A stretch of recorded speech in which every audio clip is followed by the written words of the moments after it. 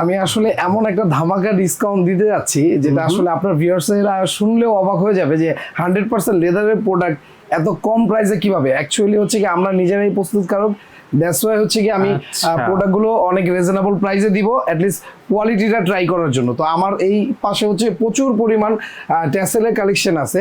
তো ট্যাসেলের কালেকশনগুলো যদি আমি দেখাই, আমার কাছে প্রথমে একটা হচ্ছে খুবই লাইট ওয়েটের একটা সিম্পল একটা ট্যাসেল দেখাই।